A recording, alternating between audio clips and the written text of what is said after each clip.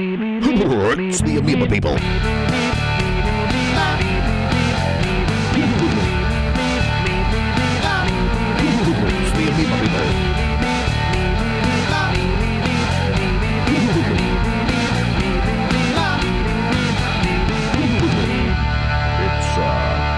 The Amoeba People.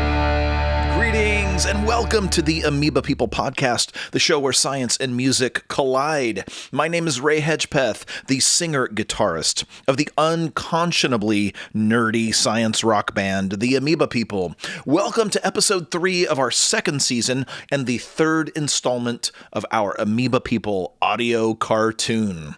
We hope you've been enjoying the first 2 episodes, and man, we really think you're going to love this one today, because in today's episode, so much happens. Not only does legendary filmmaker Werner Herzog, who you may recall rescued the Amoeba People from the flaming wreckage of their ship, the Improbable, in the last episode, in this episode, he reveals a secret that he has been keeping from everyone.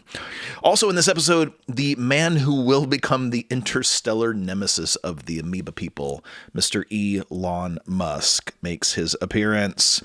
Okay, before we start the episode, a quick reminder that you can visit theamoebapeople.com, that's our website, and find our merch store with many amazing t-shirts, all designed by Mr. Dustin Jordan himself. That's our drummer. And you can also find links to our cosmic science music and videos, as well as our Patreon page, if you would like to support what we do financially. Okay, ladies and gentlemen, humans of all varieties, we now present to you the Amoeba People audio cartoon, episode 3. For decades, humans have transmitted radio wave signals deep into space. Little did they know advanced amoebic life forms on the planet Crouton received these transmissions with great wonder and curiosity. The Croutonian Council voted to send their musical ambassadors on an expedition to this distant world to investigate. These are the scientific and musical adventures of the Amoeba People.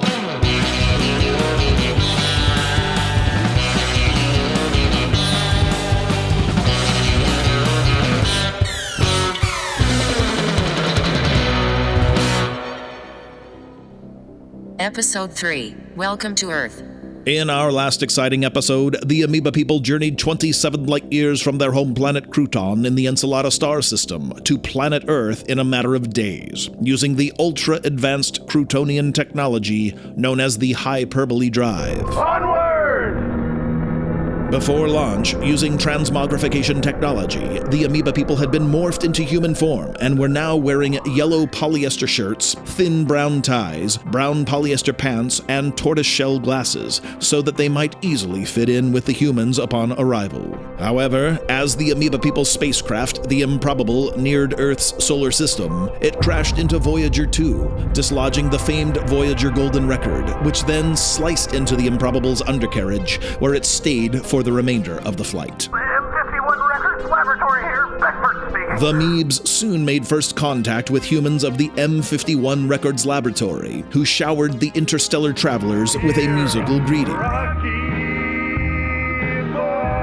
However, the damage done to the Improbable eventually forced it to crash land on Earth in the city of Hawthorne, California, in a barren field not far from the spacecraft-making facility known as SpaceX.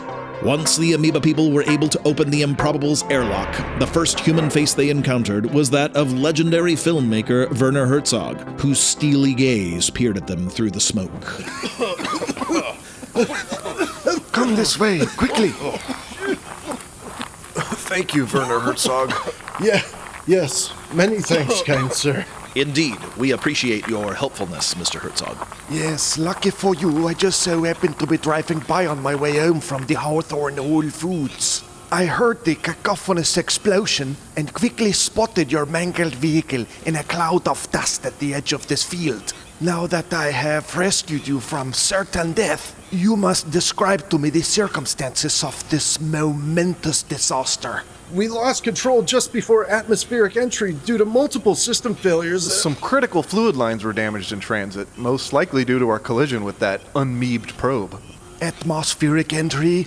Unmeebed probe? I do not quite understand. One cannot help but notice your anachronistic mode of dress and awkward comportment. Who exactly are you? We are the Amoeba People. We're musical ambassadors from the planet We've traveled quite a distance to be here. That's Mr. Jordan. I am Mr. Hedgepeth. And this is Mr. Mosley. Pleased to make your acquaintance. Excuse us for a moment, Mr. Herzog. Mr. Jordan, given that the Improbable is in such dire condition, we'll need to initiate the ship's emergency self-repair system right away. You mean the total do-over system? Mr. Jordan produces a small handheld device from his brown polyester pants pocket. That's correct, Mr. Mosley. The thousands of tiny autonomous little drones operating obediently on vehicular edifice repair system is initiated. Suddenly, swarms of insect-like machines emerge from every crevice of the Improbable and begin working to repair the nearly destroyed ship. With this amount of damage, we're looking at almost 48 hours until the Improbable repairs itself completely. Amoeba people? Amoeba people, it's me, Beckford! Is this man an associate of yours? We tracked your flight path all the way here to Hawthorne. I'm so glad you're all okay. Wait, Werner Herzog? Is that really the Werner Herzog? Mr. Herzog, I'm E.W. Beckford from the M51 Records Laboratory. We're, loosely affiliated with the Amoeba people. It's such an honor to meet you. Huge fan. I've seen all of your films. I even had a Fitzcarraldo lunchbox growing up. I did not license any merchandise for that film. I mean, my uncle told me he found it at a swap meet. I didn't ask too many questions. Wow, Werner Herzog live in the flesh. Mr. Herzog, I'm surprised you're out and about this morning and not editing one of your films or teaching a master class or acting in a big Hollywood production. Someone as prolific as yourself must not have a whole lot of free time. Free time? The notion is quite absurd. Every moment spent is another step closer to oblivion. The only proper course of action is one of conviction and purpose, as the granules of time will continue to spill from our fingers, no matter how hard we try to grasp them. Oh, wow, that's, For example, I am currently expanding my extensive list of personal titles. Werner Herzog, narrative filmmaker, documentarian, screenwriter, author, actor, opera and stage producer, teacher, and now, Werner Herzog, dope MC. Fascinating. Yes, I am working on a fresh jam at the moment. I love fresh jams. As do I. This has gotta be the strangest day of my life. Am I dreaming? But there is a more pertinent matter at hand. I must confess, I have been concealing something from you all. Herzog opens his coat, revealing a golden disc inscribed with strange symbols. For a brief moment, Beckford and the Amoeba people are transfixed by its golden glow. By the burgundy collar of Carl Sagan's turtleneck. It's beautiful. Stunning. You know, despite its age, this sandwich isn't half... Oh, wow. Hey, that's a Voyager golden record. I found it just over there. Somehow it was calling to me. Unbeknownst to the Amoeba people, the M51 Records Laboratory wasn't the only facility monitoring their interstellar arrival and crash landing. Deep within the SpaceX compound, Elon Musk sits alone in a darkened control room, his face illuminated by an array of monitors displaying drone footage of the Improbable's crash site. Recovery Team Alpha, what's your ETA to the target? ETA about 90 seconds, Mr. Musk. Excellent. So make sure you pick up every last bit of that thing and, sort of get it back here right away to Hangar 19. And don't let anyone get in your way. Do you understand? Copy, Mr. Musk. Understood. It's not every day that alien technology sort of falls from the sky straight into your lap. The gains from reverse engineering the spacecraft will catapult R&D far beyond anyone else on the planet. My ingenuity will be heralded all over the world, and Musk Enterprises will become, sort of the world's most powerful corporation. Musk steeples his fingers, leans back in his chair, and laughs maniacally. Meanwhile, back at the crash site, a small caravan of black, unmarked vehicles suddenly arrives. A dozen men wearing polymer hazmat suits spill out of the vehicles, some with Geiger counters and other strange instruments in hand, while others are armed with futuristic-looking weaponry. The armed thugs form a perimeter around the Improbable, shoving the amoeba people, Beckford and Werner Herzog away from the ship. Time for you losers to beat it. Yeah, scream, nerd. These guys look like they mean business. We'd better get out of here. Take a hike. In the words of the great Kenny Rogers, you've got to know when to walk away. Well put, Mr. Herzog. Yeah, keep it moving, or else. It seems that our time together has come to a close. However, before we part ways, let me leave you with these words. Never accept the warm embrace of surrender. Rule breaking, lock picking, forging documents. Nothing is off the table. There are no excuses for failure. We'll take your words to heart, Mr. Herzog. Say, why don't we exchange contact information? You know, just in case. My number's area code 555. Beckford and Herzog exchange telephone numbers, and after a curt farewell, Werner Herzog enters his beige 1981 Buick Skylark and drives away. Warily climbing into Beckford's 1996 white Chevrolet Astrovan, the amoeba people look on with dismay as Elon Musk's minions load the Improbable onto a flatbed truck. Meebs, this is quite a predicament. We need the Improbable for obvious reasons, not the least of which is sending word back to Crouton that we've arrived on Earth unharmed. Well, at least the thousands of tiny drones will keep slowly repairing the ship. Some basic functions should be available as early as tomorrow morning. We can track its whereabouts with the remote interface in the meantime. Who were those men? And where do you think they're taking the Improbable? Your guess is as good as mine. Well, actually, my guess would probably be better than yours since today is your first day on Earth. But honestly, I'm not super familiar with Hawthorne, so maybe my guess wouldn't really be all that. Beckford and the Meebs discuss their next moves for several minutes while driving up and down the streets of Hawthorne. The Astrovan finally pulls into a gas station so that Beckford can purchase his go-to crisis snack, Red Vines. Hey, it looks like the Improbable stopped moving. Actually, it didn't travel very far from where we crashed. Let me see that, please. Oh, yes. The ship is only 1.5 croutonometers from our current location. I believe that converts to roughly 1 mile. Can I see that thing for... oh, wait! That can't be right. Your ship is at SpaceX? This just keeps getting weirder. Hang on, guys. We really need to talk to Dr. Hindemith. M51 Records Laboratory, Dr. Hindemith speaking. Sir, it's me, Beckford. I'm with the amoeba people and... Fantastic. Great work, Beckford. You're on your way back here with them, right? You didn't stop for Red Vines, did you? Yeah, well, actually, I did, sir, but... Beckford. But wait, sir! The amoeba people crash-landed here in Hawthorne, and some strange men came, and they took their ship. What? Oh, and Werner Herzog was there? Werner Herzog? Beckford, have you lost your mind? Sir, I know it sounds crazy, but the amoeba people have tracked their ship, and it looks like those strange men took the ship to SpaceX. Beckford, are you sure about that? I'm afraid Beckford is right, Dr. Hindemith.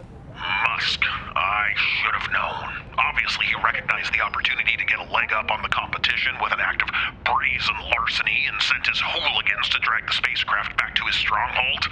This is indeed an interstellar impasse, a prickly pickle, a confoundingly calamitous conundrum. What a disgraceful welcome our extraterrestrial guests received thanks to that rapscallious highwayman. An act of despicable banditry by wanton reprobates. Is there no common decency left in this world, Beckford? I'm not sure. Oh, but sir, I just remembered something. What is it, Beckford? Well, the last time I spoke with my Uncle Leon, he just started working at SpaceX on the custodial team.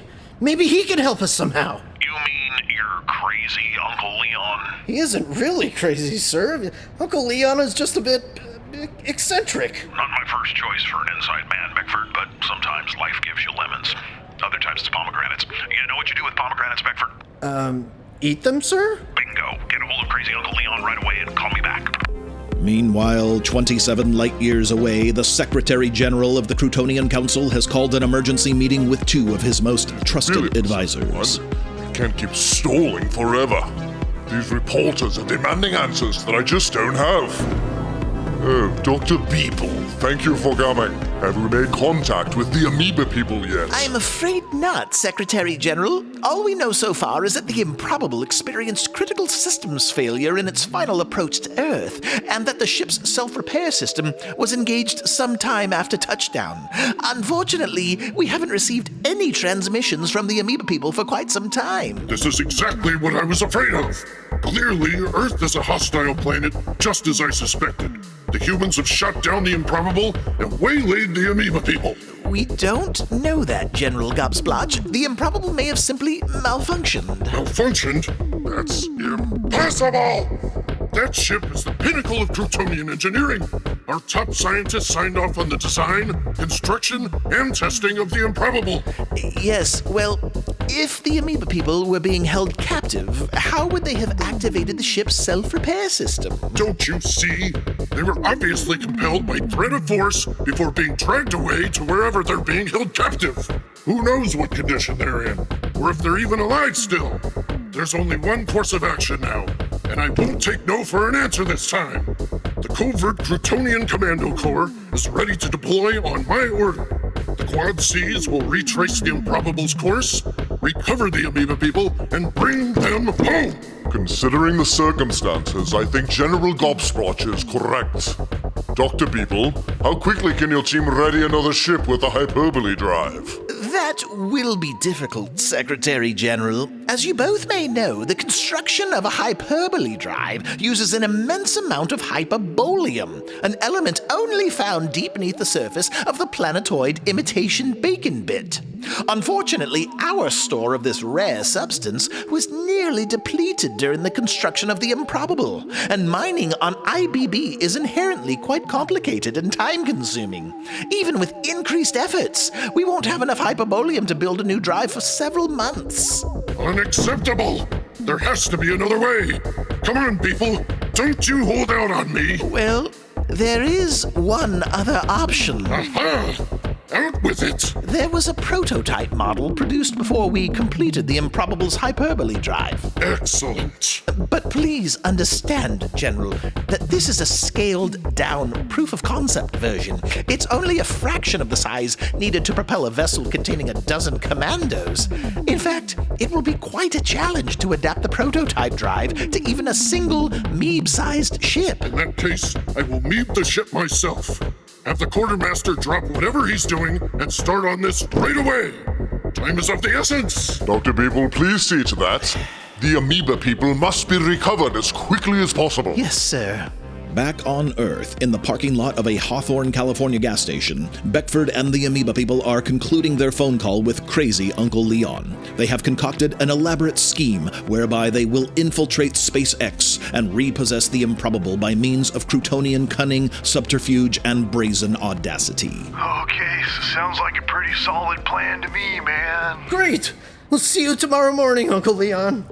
Well, guys, I really think this is going to work. Oh, I almost forgot to call Dr. Hindemith.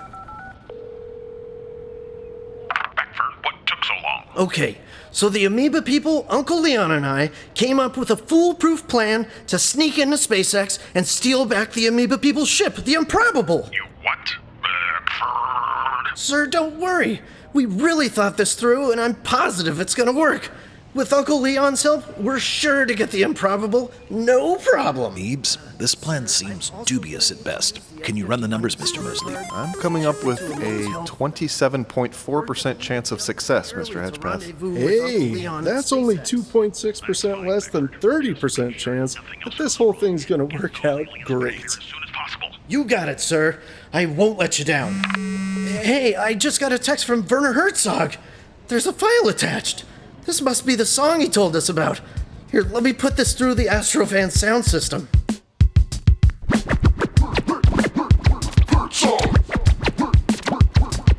My name's Werner. I'm a big-time earner. Pay close attention and you can be a learner. Last name H to the ERZ. Nobody better ever forget the OG. I break all the rules, no time for convention. Bringing you with me to the Herzog dimension. The storyboard is the tool of the coward. Put that aside if you want to be empowered. Harsh locations, huge motivation. Dropping the science with my operation. I'll inspire you with my esoteric prose. You'll soon see why everybody knows.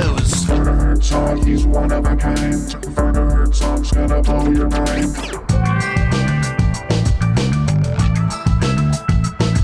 Straight out of Munich, here's the deal. Your boy Herzog is always keeping it real. I bring truth to the silver screen, brewing it up like coffee from a bean. You can never stop striving for authenticity if you ever want to get to be a G like me. With his name illuminated up on the marquee, Werner Herzog is now a dope MC.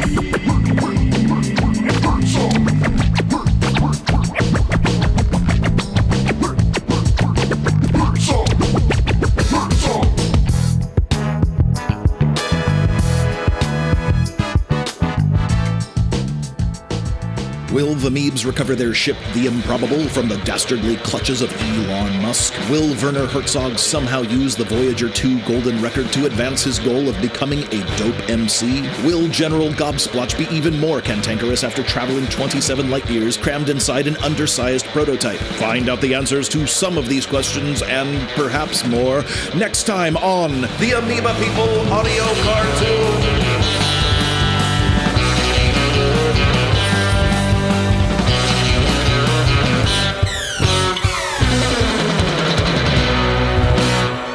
Thank you for listening to the Amoeba People podcast. The audio cartoon was written, produced, and edited by Ryan Mosley. Story by Ray Hedgepeth and Ryan Mosley. Voices by Dustin Jordan, Ryan Mosley, and Ray Hedgepeth. And all the music you heard on today's episode was written and performed by us, the Amoeba People. Be sure to visit our website, theamoebapeople.com, for tons of cool stuff, including merch and music, as well as a link to our Patreon if you want to financially support what we do. We are an entirely independent operation, so every little bit helps. So thank you to those of you who've already contributed, to those who might consider it as well. Okay, until next time, everyone, onward! It's, the Amoeba People.